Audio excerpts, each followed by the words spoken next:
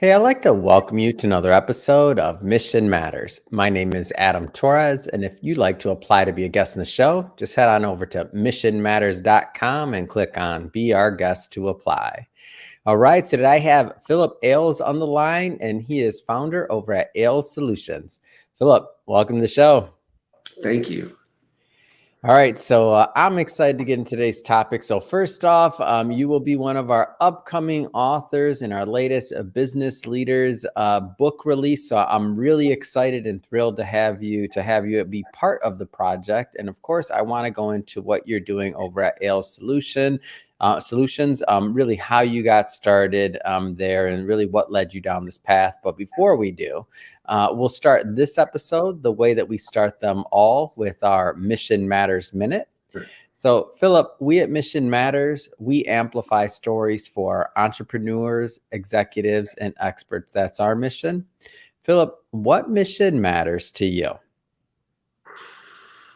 The mission that matters to me is the ability to assist veterans in finding happiness. And part of that is I use emotional intelligence and mindfulness as a foundation to build a better future. And it's not what I want or what I think you should want. No, it's tailored to the individual to get them to understand what they really want out of life. A lot of them, I've already did a career already and I'm retired from it. Yeah. And a friend of mine, because I got disillusioned there for a while, a friend of mine named Robert McKim is a buddy that I went to Iraq with. And I stayed in touch with him and everything. He told me not to give up. He says, you have so much to give out in this world. And there's a message that I can bring to other veterans to let them know that what now? After you served your military time and you've gone out, you've done phenomenal things, lived life in chaos. But what do you do when all that's done? The lights go out and you're no longer in that high-speed job anymore. And what I found out, real life is boring. And it can get you down because the only thing you're like, I can't believe I did all this stuff and no one will even pay attention to me. Well, when it comes to find out, I went through that journey myself. And honestly, it wasn't until I understood in emotional intelligence and mindfulness that I saw everything was my problem. I brought situations in because my ego and my pride. And in the military, ego and pride hinders you. Because we're in learning to be humble and understanding and gracious to others. I knew that in other countries, but I didn't know it in my own. So it took me 2 years of traveling all over the country to figure out that, wait a minute, we're all the same. And if I can do this stuff overseas, why can't I do it in my own country? And bring people together. Yeah, I think your story is really interesting, and I wanna go back to maybe some of the earlier days. Like, where did this? I know you did some work with the Wounded Warrior Project, and I mean, where did this want to focus on others and to begin wanting to help others? Like, where did all of that begin outside of the military, of course, when you were back in civilian life? Well, in the civilian life, I've done stuff, emergency management. I was just Washington State Emergency Operations Officer after I came back from Iraq. And then I got a contract to go back to Iraq. And all the connections, everything that I had been building during that time, people moved on. Because I went for 3 years overseas. And every life changes when you do that. Yeah. And a lot of the ones that I interact with were on doing other things, and I just felt lost. Mm-hmm. And I sat down, I was drinking too much. Mm-hmm. In other words, I overindulged Mm-hmm. when and had to come to back to moderation. Mm-hmm. And I realize now I'm a little disappointed in myself where I was back then, because I had so much passion, but I had no understanding of how it affected me emotionally, and how I think took things personal that I should have never had. Mm-hmm. And realizing that I went mindlessly through my career and created a huge wake behind me. Mm-hmm. And part of that of I needed to fix me before I could help anybody else. Mm-hmm. I needed to get my finances in order. I needed to get my family in order. I needed to get all these steps to create that better foundation, Mm-hmm. to where uh, if I would have known this 30 years ago, my life would have been completely different. Mm-hmm. And knowing that you don't, what do you do when everybody thinks they're right? Yeah. And coming to that and realizing that, you know what, and with Wounded Warrior Project, Operation New Uniform, that's based out of here, I realized the more I learned, the more I didn't know, or more I needed to learn. Mm-hmm. And with organizations like that, they got me off the couch and out the door. Mm-hmm. And I think one of the hardest things for the veterans that I interacted with was getting off the couch and being present or showing up. Yeah. Because with Wounded Warrior, I mean, you can't ask for anything better than someone to play. I played golf in areas that I would never had. Yeah. And I see it as they forged opportunities for veterans to get out and realize that you're not the only one. Mm-hmm. Everybody's going through that. And now, how can I positively impact those that I meet? Mm-hmm. And we get we act a little different around each other than we do in public. And one of the things that saved me was my current wife. She made me listen. And because my daughters were telling me, hey, Dad, you might want to try something different. But I was thinking I knew everything. Yeah. So I stopped. And when I was traveling across country, I stopped in Mayport, Florida, at the naval station there. Had no clue what I was doing, but yet I knew there was good things for me here. Mm-hmm. And I married a local Jacksonian, and it's still the deep South. And fortunately enough that I've been in other countries to where I don't go in prejudgment and say, "Oh, you guys are all screwed up." No, actually, they know what they're doing. Mm-hmm. It's the culture that it takes time, that build trust and understanding, and realize that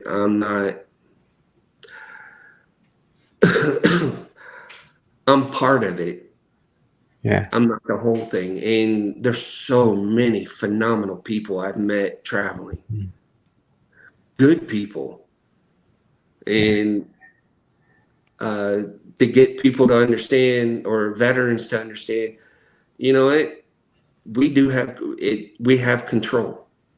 Yeah. And once you control yourself, it's like the residuals off of that everybody gets to feel that positive energy. Mm-hmm. Because we've all know what negative is, and it's not great, and focusing on it will never push you forward. Mm. It'll hold you there. Yeah. And but going to Iraq with the 324th and meeting these guys, that we were a small unit, and seeing the impact that we had, and they loved us because we treated them with kindness and respect. And that's all they wanted, because most of them, I mean, 50% unemployment. And all they wanted is a job that they can go home safely to their spouse or their loved ones. Yeah. And they thought we could get them to that point in 2 years. Well, we spent 8 years and did none of that. But they lost 879 Iraqi police officers the year that we went there in 2004. And they were just slaughtering them. But I projected myself into their situation. What would you do if somebody did that over here in the United States? Yeah. One day of activity there would shut our whole country down. But over there, it's sad when I became more accustomed to being in a combat zone, because I knew what I was doing. I was trained to do it. I made all the connections, networking to get anything that we needed. Yeah. But coming back here, it just feels like you feel like one hand clapping. Or I did. But now with this new purpose and everything, I know my story can help others. Yeah. And Philip, so one of the things about your story, and even as we talk now, that I find just really unique, and I'm not trying to feed into any particular stereotype, but when you talk about things like, especially about our servicemen, but when you talk about, going to Iraq and being used to this, a war zone in a battlefield situation.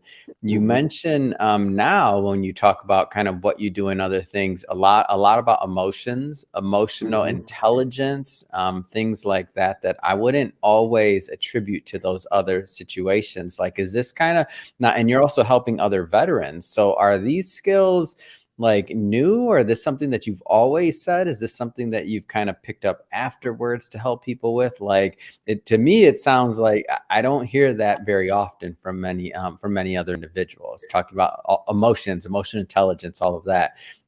How's that taken by the individuals you're helping? Actually, it's welcomed. Yeah, I thought so. Because I mean, when what sparked me into it, because I've been on LinkedIn and I have 22,000 followers. Yeah. And I looked at it as, okay, I look at potential and seeing, because you might not be able to help now, but it is in the future. You never know who you trip into and what message you want to bring. Mine is control yourself. Learn how to control yourself, and you could be the master of your universe. Yeah. Because my thing was, I didn't have any control. Everything was a battle. And that was part of my PTSD. Because I had what they've called a strong moral compass. And I don't like people messing with the little guy that can't do anything for himself. And that's when I did research. I found out what they could do to me in the Army and what my rights were.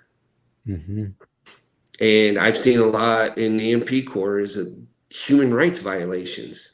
And their philosophy is, well, they don't know any better. We could do whatever the heck we want. Well, that's the wrong answer. That's not leadership. And I've spoke to General Zanini. He's retired now. He was the 8th Army Commander in Korea.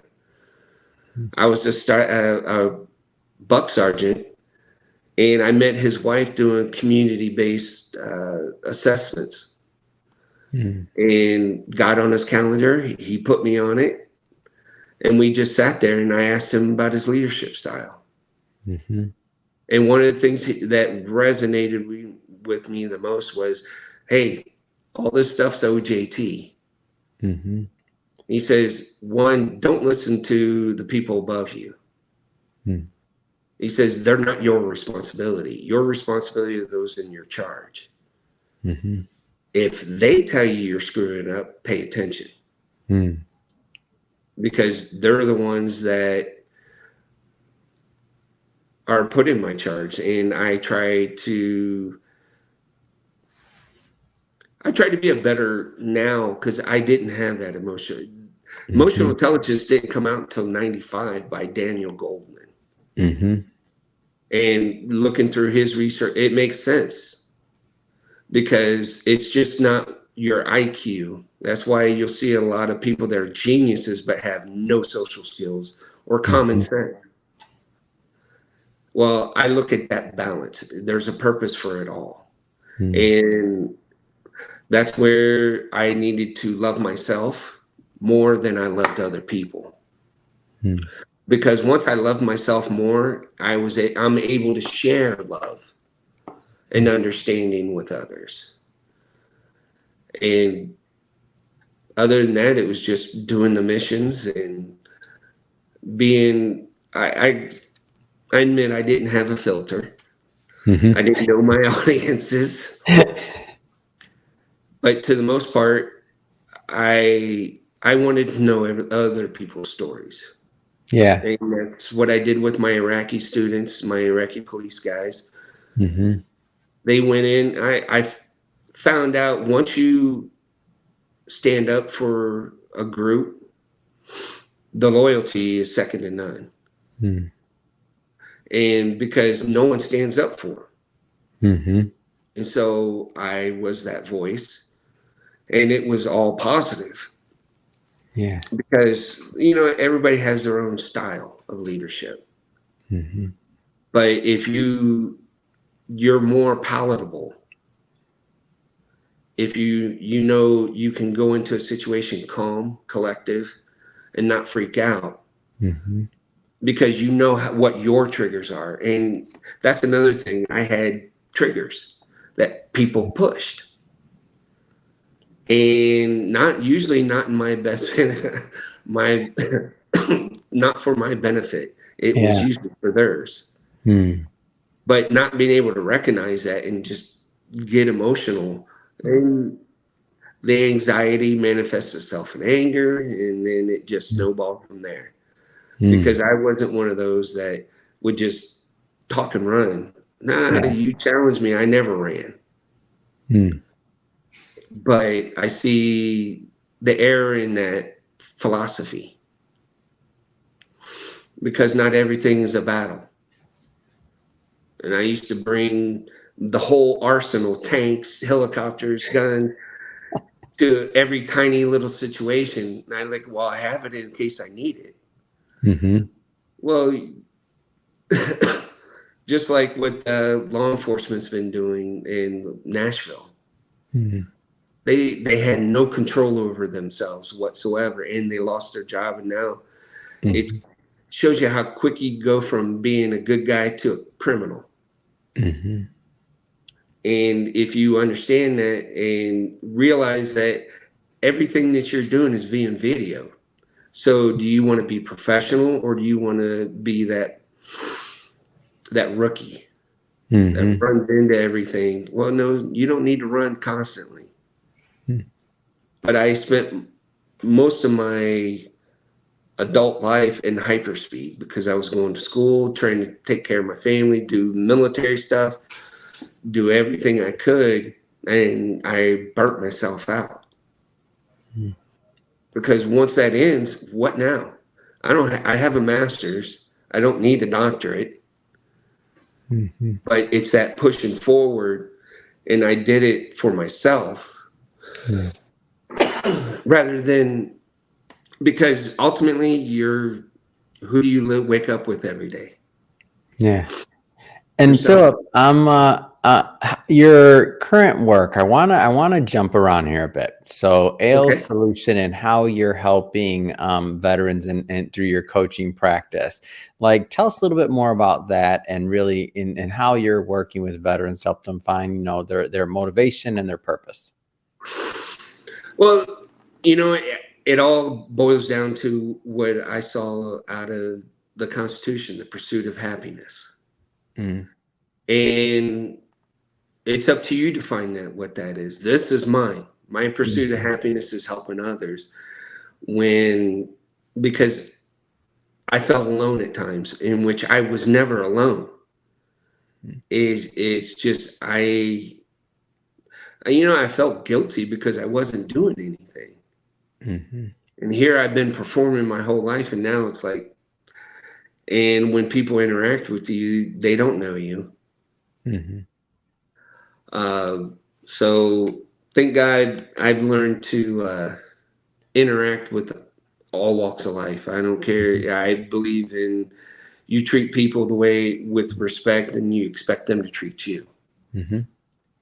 And what I've been doing with the veterans, I have a friend of mine that he's 6'6", Yeah, big guy, that's and the big guy. I tried to explain to him. I said, "You're intimidating." And Yeah. he's like, "But I'm the nicest person you ever meet." I said, "But people don't know that." Mm-hmm.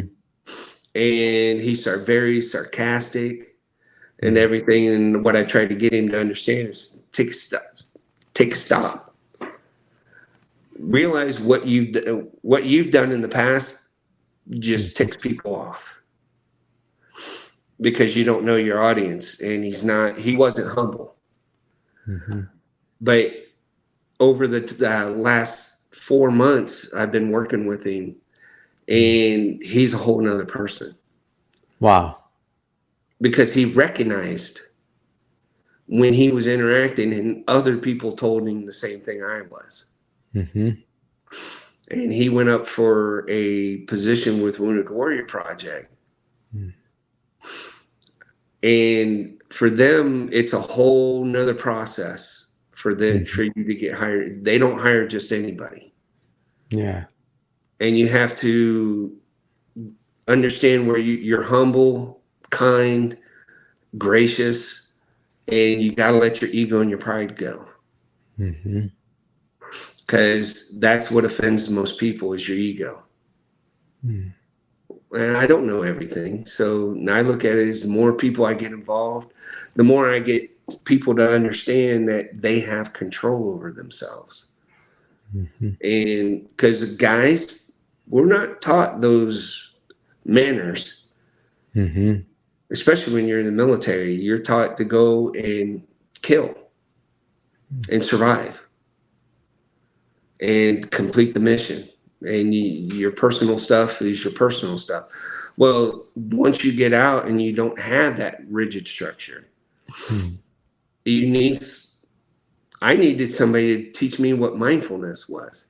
I had the misconception of it's meditation and finding your inner peace. Well, no, it's so much more than that. Mm-hmm. That's not even the tip of the iceberg. And for me, it's a constant practice. And I catch myself every once in a while. I'll get annoyed and get a little agitated, but then I go, why am I annoyed? Mm-hmm. And I rationalize through it. But for me, the biggest reward is seeing my clients and friends prosper from it Mm-hmm. and completely change their mindset and to where they better communicate with their families. Mm. And you're open and on. And that's the thing about it is you got to be honest with yourself. Yeah. Because when you lie, you're just wasting your own time. Mm. But if you're honest with yourself and say, and go, it's me. Hi, it's me. I'm the problem here. Yeah. It's my perception and the way I'm interacting with Yeah. civilians. Is it's a necessity now.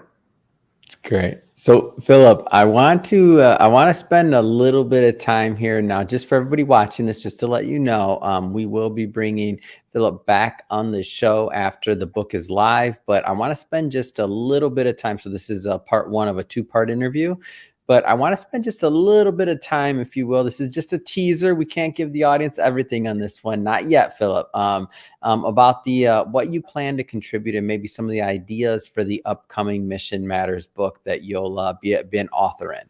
Like, tell us a little bit more about what you plan to propose. Well, what I'm planning to propose is to show a guideline of how I was. Mm-hmm. The situation was I was very successful, but my mouth always got me in trouble Hmm. because I didn't know when to shut up. But for now, it's about picking and choosing your fights. Yeah. And it goes both in your professional and your personal life, Mm-hmm. because it's you, and no one can force you out of bed or make you do anything. It's you got to do it, want to do it for yourself.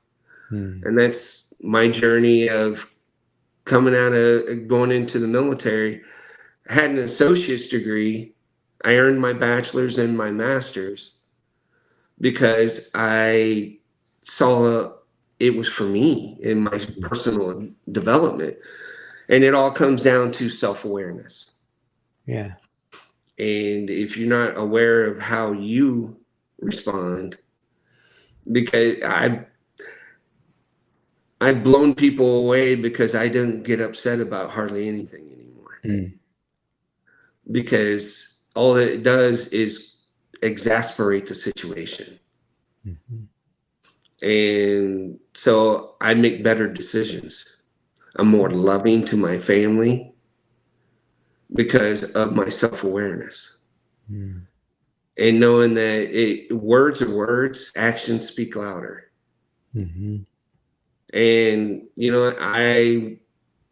I've done everything I ever wanted. Mm-hmm. And this whole new new prospect or a new dealings, it's my gift to veterans that are struggling, Mm-hmm. and knowing that, hey, I lead by example. I don't tell you to do something I'm not willing to do myself. Yeah. And building that trust and those relationships, Mm-hmm. because my passion definitely lies in solving problems and building relationships, Yeah. because those relationships, and not necessarily help me, I can help others with it. Mm-hmm. And part of that in coming to peace and finding my own peace within myself, Mm-hmm. after feeling alone, abandoned, or retired, is a hard thing to do when you're young. Yeah. But me getting out, me exercising, meeting people, and I've met professional football players that go through the same stuff, Mm-hmm. or professional athletes. They're all like, they don't know what to do now because their whole life was that sport. Right. And then after. Yeah, and then you have all this money and everything, but what are you going to do with it? Mm-hmm. And some of them go broke, other ones prosper, Mm. and makes you wonder, okay, what frame of mind can you get into to be humble enough to go, I understand. Mm-hmm. And that's my Well, main goal. Well, I'm gonna cut you off there because we're definitely not gonna give all the audience all of what's gonna be in the book. So that's just a little teaser for everybody watching. But then again, I'm just remember I'm gonna be bringing Philip back on for a second part of this 2-part interview series. But for today, Philip, I just want to say, really, it has been great having you on the show. Just learning more about you, your background, why you do what you do, really going from, being blessed, also figuring out how to be a blessing in the lives of your clients, your friends, all those that you touch, and really just taking your coaching practice to a whole nother level by doing things like creating content like we're doing today. I'm really excited to continue to watch Ayles Solutions grow and for you to prosper. But that being said, Philip, if somebody is watching this and they want to learn more or to connect with you and your team and to follow your journey, what's the best way for them to do that? The best way, I'm on LinkedIn. Yeah. That's my main platform that I use, because it has everything that I need in it. Yeah. Uh, I'm still in the process of doing the website. I need some more content to put into it, Mhm. but hopefully by the launch it'll be done. Because people, that's what they use to look you up. Yep. And you got to have an online presence. Oh yeah.